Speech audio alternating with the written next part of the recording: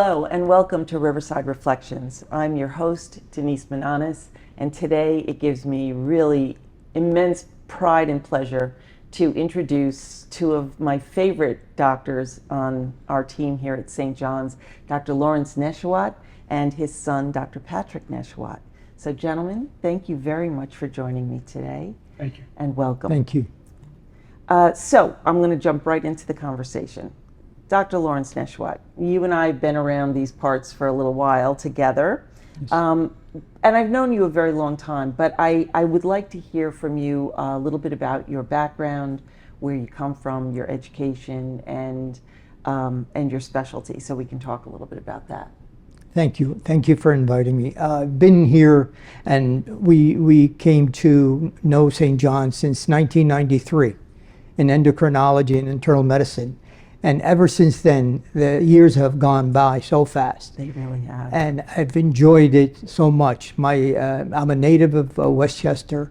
I trained in New York Medical College. I did my internal medicine and residency and fellowship in New York Med in endocrinology, and have settled in Yonkers throughout my career. And I'm proud to be a St. John's physician and give to my community what I've found in pleasure in dealing with St. John's Hospital. I think this is a strong hospital, and it's got so much to offer the community. And I know too that just recently you have actually joined our St. John's Medical Group, which I can't tell you how thrilled we are that you're practicing with us as well. Endocrinology is the practice of treating people with endocrine issues. So what kind of patients do you see? Nowadays, endocrinology has enveloped so many of the common conditions that afflict many patients that come in to the hospital. Such as? From diabetes Yeah. to heart disease and thyroid disease, all forms of osteoporosis, Wow. bone loss, things that afflict the average patient and have become more or less the likelihood for many of the hospitalizations in many communities. Diabetes has been such a problem for the community and for the healthcare industry, Yeah. that newer medications have revolutionized the treatment of diabetes and made my position very popular, in the sense that so many people that have died from diabetes want to take care of that disease. Right. So yes, they're going to physicians, they're going to primary care, as well as endocrinologists. But most of all, a lot of them do go to endocrinologists because they've exhausted a lot of the treatment options. Right. So they will unfortunately need more and more help. And I'm proud to say I can do very well when I have the right tools, and St. John's has offered that to us. That's wonderful. I have to say that you and your wife have got 4 children in the medical field, dental field, medical field. And so Dr. Patrick Neshiwat, thank you for joining us today. Thank you for having us. You are obviously, this is such a St. John's thing, this generational family involvement in the hospital, but let's talk a little bit about your path and where you were educated and how you came back to be at St. John's. Sure, yeah. I'll bring you back even further. I was born in this hospital. Yes. And so I'm very proud to be a Yonkers resident, but also living with my dad and also seeing what he does influenced my decision to go into medicine. So that's why I shadowed physicians at St. John's before I was even in high school and grade school, just to see what it was like, which I was really happy about. And then throughout high school, I continued and I saw the outpatient and the inpatient setting. That's fascinating. Yeah. I love that. That's so St. John's. It is. And I was welcomed with open arms. And because it's my home, I like to see what it took in order to treat patients. And I wanted to pursue that route. And so I went off to the University of Scranton for my biology and biochemistry degree. And then I went off to Lake Erie College of Osteopathic Medicine, which is affiliated with St. John's. That is true. And with Dr. DiGiorno, who also helped me decide the medical school, because he's a graduate of that medical school as well. That's right. I had a good time there because I learned a lot, and that influenced me to do internal medicine and come right back and do my residency here at St. John's Riverside, which I'm proud of. I remember that. Yeah. Yeah, And it was great seeing you walk in the halls. I know. I learned a lot, though. That's the number one takeaway, and I treated a lot of patients, and that's what gave me the confidence to continue and pursue. I also did a year of preventative cardiology over at UConn Hartford Hospital, Interesting. which even furthered my knowledge in the cardiology field and preventative medicine, which overlaps with endocrine because it's a field of medicine where you want to prevent things from happening in patients that are at high risk. And that's what's helping me in order to become an independent practitioner with my dad, a physician, and together we'll do great work. You talked about that time, and it seems like it was a short time, and I know that it wasn't a short time. But you came to St. John's during the pandemic, and for our audience who may not be aware, this particular building of the St. John's system was entirely COVID. And so, as a resident here, can you talk a little bit about that experience? Sure, absolutely. It was scary because St. John's, especially Westchester in general, was one of the first epicenters for the disease. Yeah. And we didn't know much about it when it came out, but we were doing our very best. And I came into residency as a first year in 2020.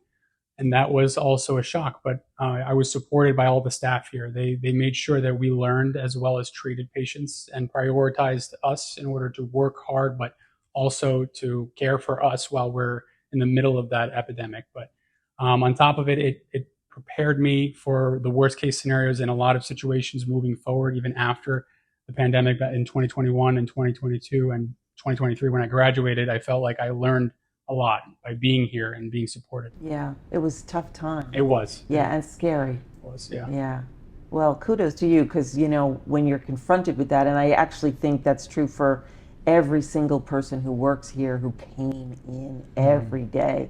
So it's all of our students, our medical students, our residents, our nursing students, and all of our staff just showed incredible courage and bravery. And when you're in that position of being a resident, to come in and sort of face it and face it down, it was really quite remarkable. So we got some good pictures of you in action during those years. Yeah, so that's wonderful. Okay, so practicing now, being out in the community is wonderful. And I know if you're anything like your father, you're wonderful clinically, and you have probably a great bedside manner because he's wonderful with his patients. But I wanted to go back and actually talk about what your why is. Why medicine? Why choose this path in your life? What was the impetus, the reason for it? Finding a career in life is choosing something you like doing. And I don't call it a job, I don't call it a duty. I call it a pleasure and something rewarding in terms of the reward we get from giving someone a good outlook, giving them a reason that they're going to get better and they will improve and they will be in control. And especially when you get that feeling afterwards, after your first interaction or first presentation, and then they come back and say, you know, you're right, the things you've taught me have helped me. That to me felt so rewarding that I kind of wanted it to grow, and I kept this in back of my mind on an everyday basis, and it seemed to work. And it made my job a lot easier. It made me feel wanted in my field and respected. And I think that to anyone, no matter what field they're in, whether they're in nursing, in medicine, in business, in law, if you do well for the community will do well for you. Yeah. And it worked. I think that's St. John's right there in yes. a nutshell, community strong. But I know that you grew up with your wonderful father, doctor. Your mother has a PhD. She's an amazing woman. But go back, I know you did a lot with your dad and you watched what he did, but something has to be inside you that would make you make that decision. What do you think that was? Yeah, absolutely. I get that question all the time, especially if you interview into medical school and residency and fellowship. I was always grateful for my parents telling me that I could do whatever I want, as long as I become happy doing it. And that was the main moral principle behind decisions in life, is just do what you want, make sure it makes you happy in the end and that you're helping people. That's the first thing that I took into account.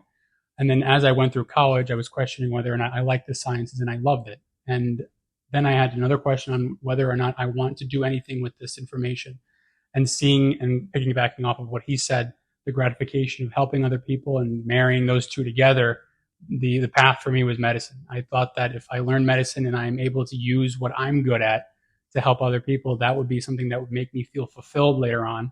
And then I also love my community. I was born here, I did my residency here, and Yonkers is my home. It's near and dear to my heart. So what's better than doing something you're good at is doing it where you live and where you love. So that's my calling, and that's why I chose medicine. That's wonderful. I love that.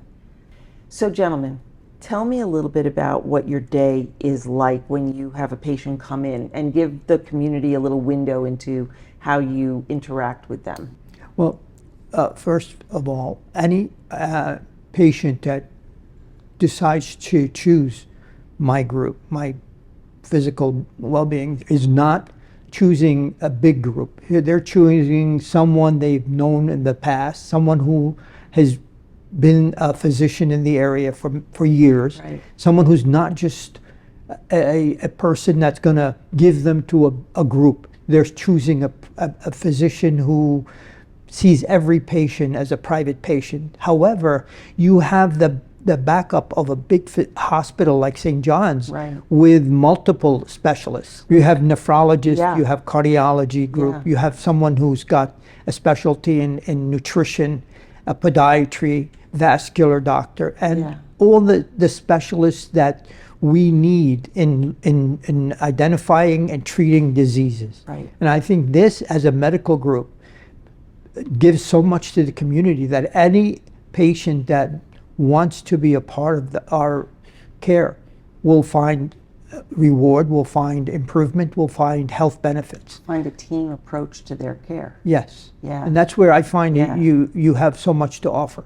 St. John's Group has a lot to offer the community, and that's why I chose to be Okay. part of it. Well, that's great. That's really great. So let's go back for a second. I'm your patient.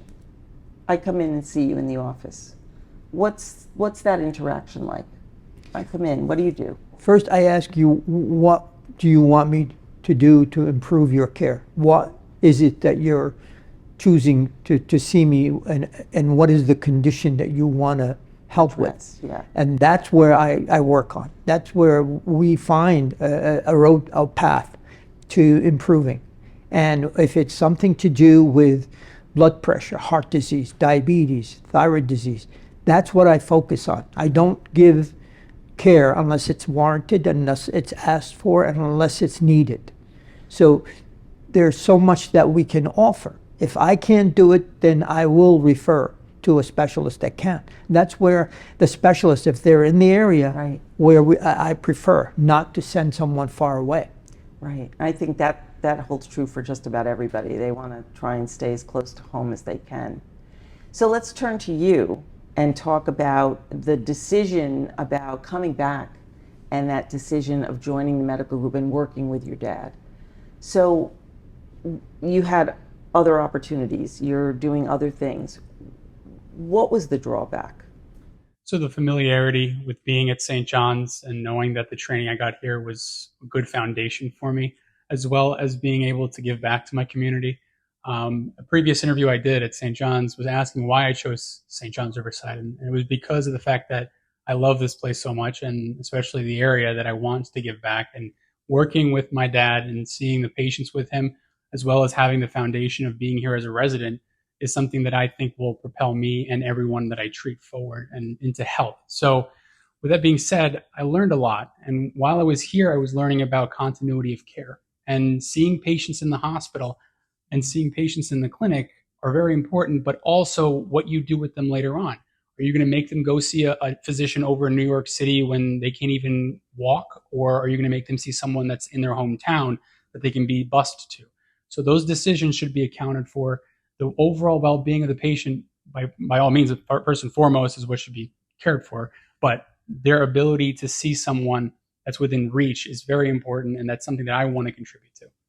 Is working with your dad everything you thought it was going to be? I think so. Yeah? Seeing someone with a familiar face and someone that I can rely on and hold me accountable as well. Working with my dad, I think, is an honor. First and foremost, you've raised me with good morals and principles and the ability to hold me accountable. And to this day, I think that that's a valuable asset to have. So I also learned from you when it came to shadowing you in the past, as well as what you've taught me, because you're very good at endocrine, and you've also helped me with a lot of my exams too. So on top of it, I feel like since we're both working together, we're able to share ideas, we're able to kind of bounce things back and forth, and know that if you've seen someone for a long time and you can help me out with a certain thing, or if I've some experience in preventative medicine that I can help you with, is going to be a very securing experience and feeling at the same time. Yeah. And that's something that, because you have been in the community for so long and I want to continue down the same path, we're able to do well. That's great. All right, Dad, same Yes. question. What does it mean to you to have your son join you in the practice? I think it's a great thing to see a new generation come into the area and to offer their care and give them the opportunity to see the father and the son being physicians working together. I think is going to offer the community a lot of reward and a lot of reinforcement of the same philosophy. The patient comes first. The care is the best we can offer, and that's what we want to. And I think, given that his ability to interact, his bedside manner, has shown such a wonderful thing, I think he's going to do very well, and I'm very proud of him, and wish him the best in the future. Yeah, we do too. Thank you. Thank you. So you've been with St. John's for 31 years. What do you want your legacy to be when you, far away from now, get to that place where you're going to retire? What's the legacy for you?